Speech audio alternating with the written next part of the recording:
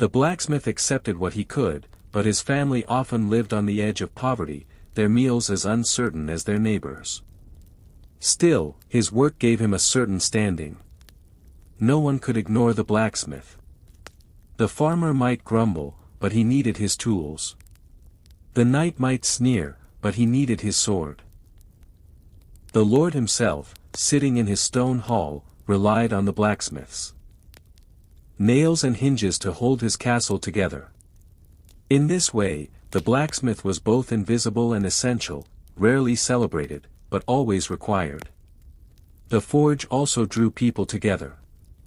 Children watched wide-eyed as sparks leapt into the air, their faces glowing in the firelight.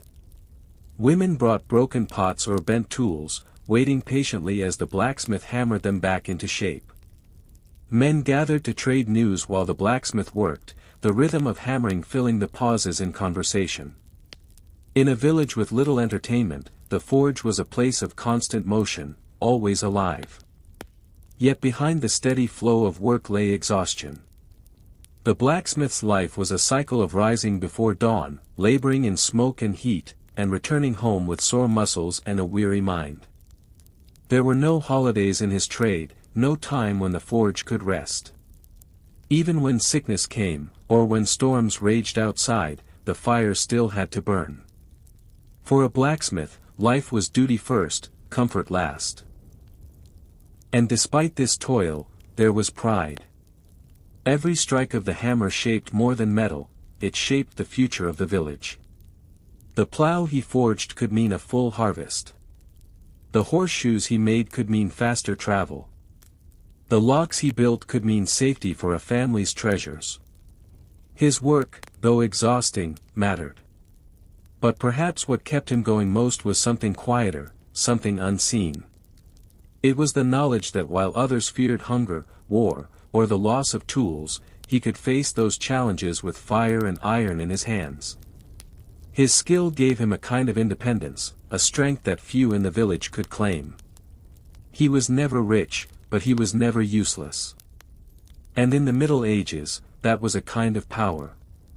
So the forge roared, the hammer struck, and the sparks flew.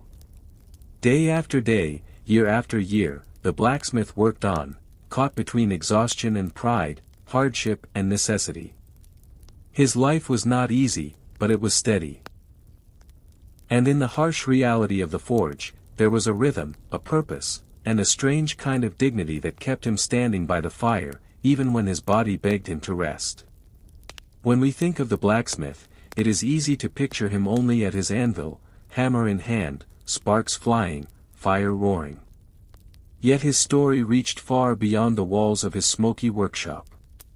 In truth, the life of a medieval blacksmith was connected to the very fabric of society. Every corner of the village, every field, every castle wall carried the quiet imprint of his labor. The forge was not just a workshop, it was a link in a much larger chain. Iron did not appear by magic at the blacksmith's door. It had to be mined from the earth, hauled across rough roads, and traded from distant regions. Charcoal, too, had to be produced, often by woodcutters in the forests who burned timber slowly in great pits until it transformed into fuel. These supplies tied the blacksmith to networks of merchants, miners, and traders. His work was local, but the resources that fed his fire came from far away. In this way, the blacksmith stood at the center of invisible trade routes that stretched across kingdoms. His craft also carried him into every layer of society.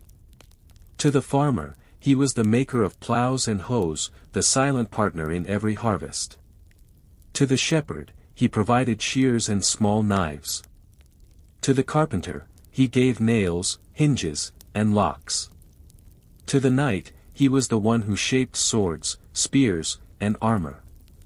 Even kings and lords, with all their wealth, relied on the blacksmith's work. No castle gate could swing open without iron hinges. No army could march without weapons. The blacksmith was the hidden strength beneath their grandeur. And yet, for all this importance,